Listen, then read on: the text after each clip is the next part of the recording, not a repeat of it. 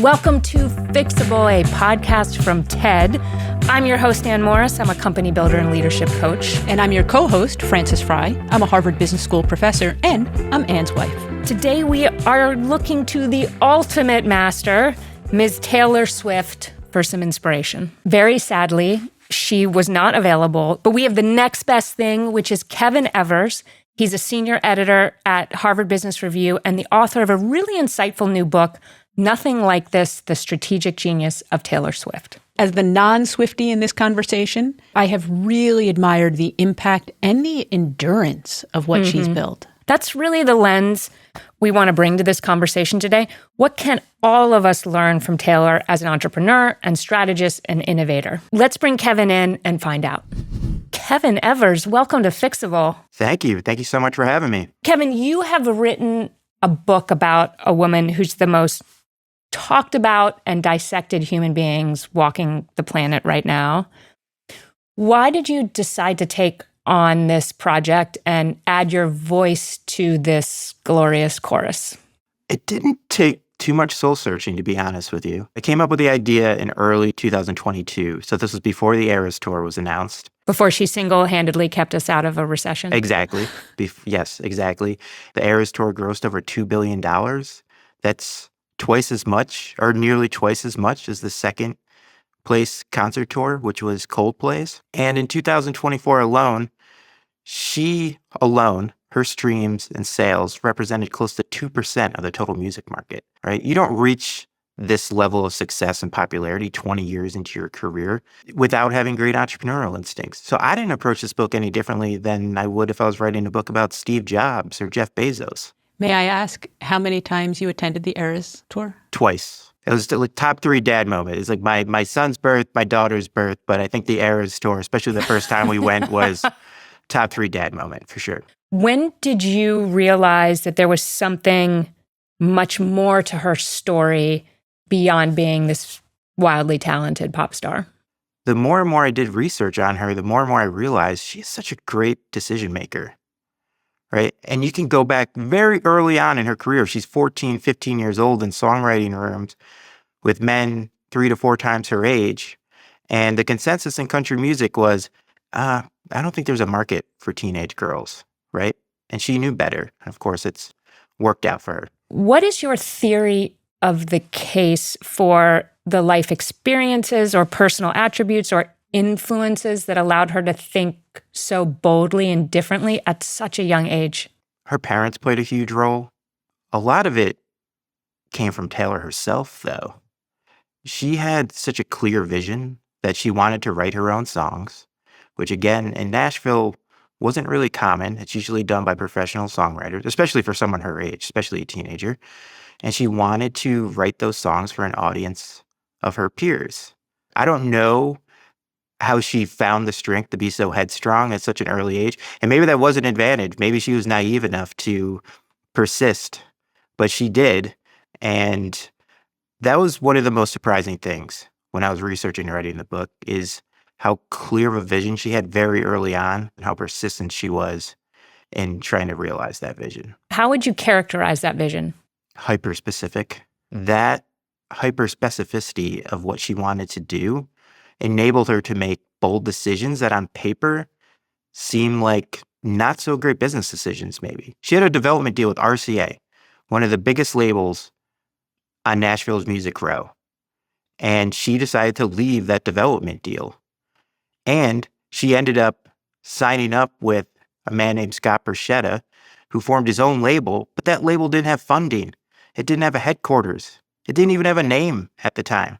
But he believed in her vision, and he told her, I'm never going to tell you to write someone else's songs.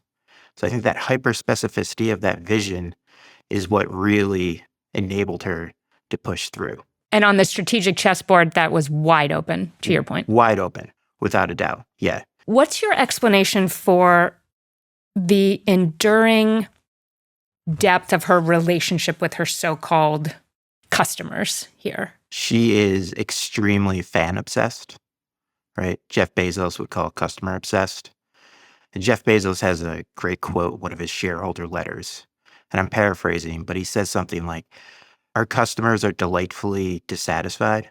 They may tell us that they love what we do, but deep down they always want more, and it's our job to continually delight them. And that fits Taylor Swift to a T, right? You can see it in the way that she's invited fans into her home for listening parties. Now, that's pretty extreme. We saw it in the Eras Tour, too. She could have played a greatest hits show for 2 hours, and I think fans would have walked away happy. But instead, she plays 3.5 hours. She plays over 40 songs. And it's that type of fan obsession that keeps her fans coming back for more. One of our theories is that she took the experience, the life experience of her customers deadly seriously in a world that often dismissed those experiences as trivial. Does that resonate with your research? Oh, for sure. Historically, artists who have predominantly female fan bases, especially young female fan bases, are not taken seriously. And Taylor received a lot of criticisms early on in her career because of who she was. She was a teenager, and who she was writing and performing songs for. Think of the Beatles. The Beatles obviously were a huge success, but early on, they received a lot of criticism. The term Beatlemania, it has mania in it. It's as if female fan bases, it's almost as if they're driven by pure emotion, right? They're not driven by artistic integrity. And of course, that's a bunch of BS, right? And Taylor has always catered to that audience, and she's grown with that audience. And even when she's faced pretty harsh criticisms about it, she's doubled and tripled down on what she does best. I mean, she's really elevated the emotions of girls and women to a high art and has filled stadiums. Well, that's what the Eras Tour that's why it was so fantastic for me, because I was bringing my daughter, and she loves Taylor Swift, and she knows all the lyrics, and she was singing along. But the vibes in the community were next level. I've gone to so many concerts in my life, and this was on a whole other level. So one thing I was reminded of in that stadium, because I was at the concert where she was announcing various things, banners and, QR codes and links to buy and to reserve and all this stuff. She is unapologetically a capitalist, but seems to lose no authenticity points from her fans for this. So how has she managed to pull that off, do you think? I think part of the reason for this is, and we can circle back to the Eras Tour, she could have sold her tickets for way more, right? Because if you look at the secondary market, the tickets were astronomical, in the thousands of dollars. Now, Ticketmaster is notorious for using dynamic pricing, which means when you go in, they're trying to match supply and demand. And if there's thousands of people, millions of people in the queue trying to get tickets, they're going to increase the price of tickets. And she didn't do that. And ticket pricing is an extremely emotional transaction for a lot of us, because we do feel so closely to the artists that we love. But imagine if dynamic pricing was on and all of a sudden you have tickets in your queue and they're thousands of dollars. That would have been a huge problem. I think Taylor has always understood that that fan relationship is critical. And even though if she might be losing some money on the ticket prices, she's gaining a lot more from fostering those relationships, cultivating those relationships. Yeah, she personally was coming nowhere near people's willingness to pay, which was such an act of goodwill. It's such a beautiful reminder of pricing as an emotional experience for your customers. Yes. And even with the Eras Tour, the social phenomenon was the live streams. So many people were live streaming the concerts. And she could have found a way to monetize that. She made over $2 billion from the Eras Tour. I'm sure she had the means to put up live streams and have people pay for them. But she didn't, because I think she also understands that social influence and allowing her fans to be part of the story that she's trying to tell is more important than trying to monetize every single thing. It's such an amazing dance of restraint and leaning in. Yes. It's like the conductor and a maestro knowing when to push each lever. Yeah. So Kevin, let's talk about her as an innovator. What do you think are the top 2 or 3 most innovative decisions that she made that made the difference for her career? The most recent one is her decision to re-record her older music. Like most artists, Taylor Swift didn't own her master recordings, right? So for her original 6 albums, her former label sold those recordings to a man named Scooter Braun and a private investment firm. Taylor had no control over that. She made no profit off of that sale. And because they were sold, she had no control over really what was done with that music. So it's all about ownership and control. For someone who has built her career on such a personal brand and a deep connection with her fans, having that music sold from underneath her life's work, was a devastating thing for her. So she decides, well, if I don't have any control over this, I am going to re-record that old music. She found a legal loophole. But it shouldn't have worked because she was essentially telling her fans, don't listen to the old music that you've built such a long relationship and emotional connection to. Listen to the new stuff. And they did. I love that as an example. Give us 1 or 2 more of bold, different choices that really blew you away. Her full-on move to pop music. This was another decision that on paper seemed like not such a good idea. Because for the longest time, she could have her cake and eat it too. She had cornered the country market, and then increasingly her music was played on pop radio as well, right? And around 2014, when she made that full pivot to pop music, country music and pop music accounted for about 25% of the total music market. So she had cornered both markets, and her personal tastes were moving more toward pop music. And she made that bold decision to go full-on pop and leaving country music completely behind. You know, usually markets leave us. Yeah. And we're sad. Yes. And she left a successful market. I think it absolutely hits the measure of really bold and just incredible.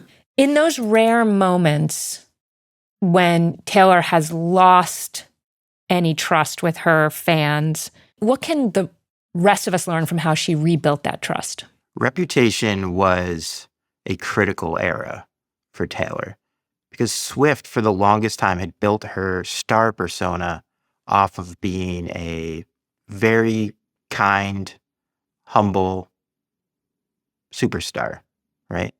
But a lot of people questioned that authenticity. And then she had this controversy with Kanye West that seemed to prove that she might be faking it. And Taylor did something that she'd never done before. She disappeared for a year. And she comes out with Reputation.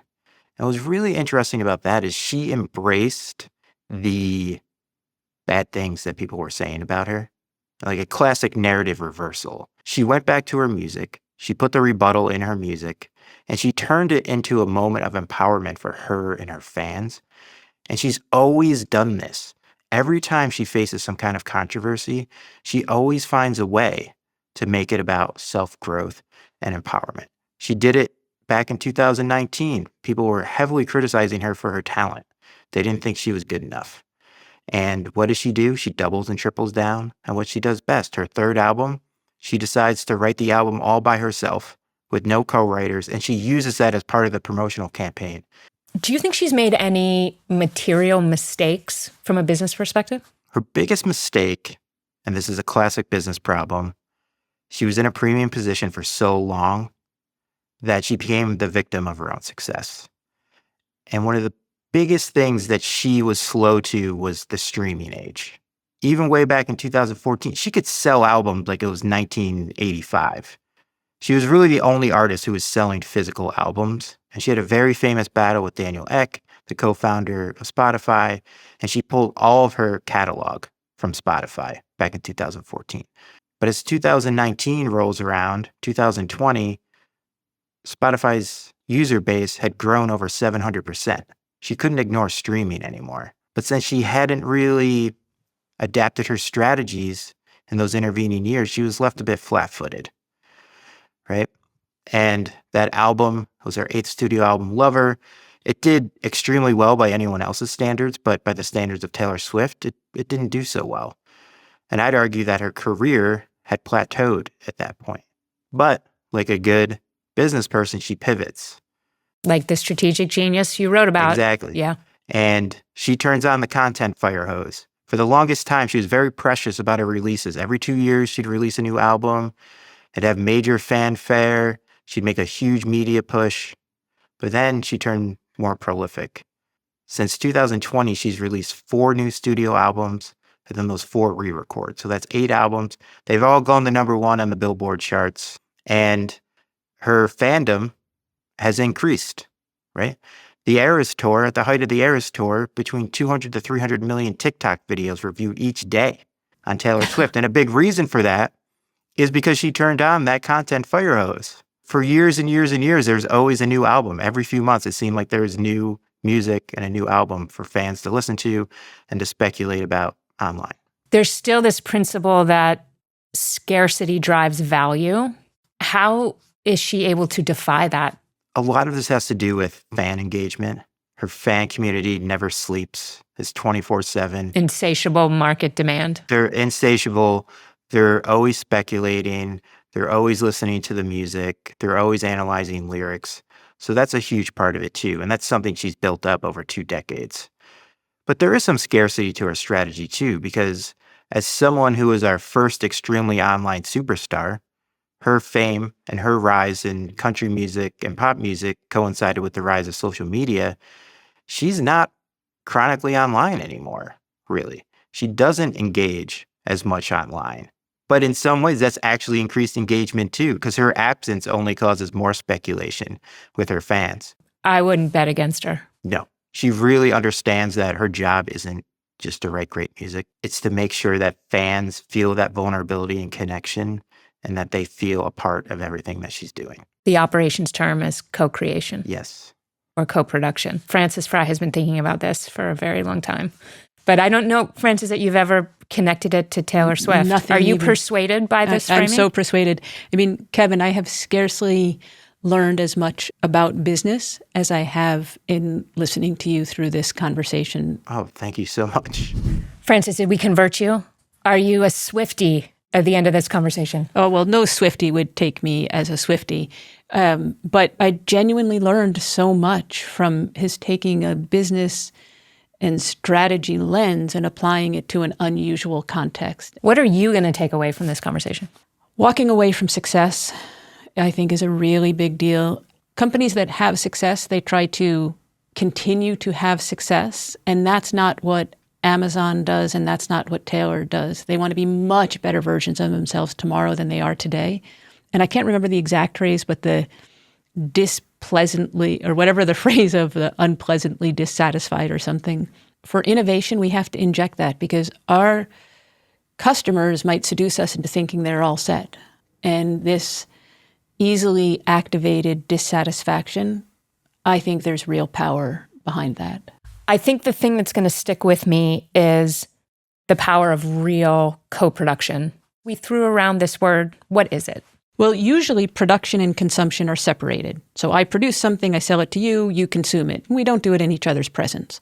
Co-production is when I participate in the production of the service. And co-production, it turns out, can unlock lots and lots of things. Every leader out there can be thinking, how can I partner with my customers to add wildly more value with them than I could without them? I really think it is this beautiful example of Taylor and her fans coming together and producing, creating something so much bigger than just a pop star on a stage. And my suspicion is that it is about really validating their experience in a way that no other part of their lives can deliver.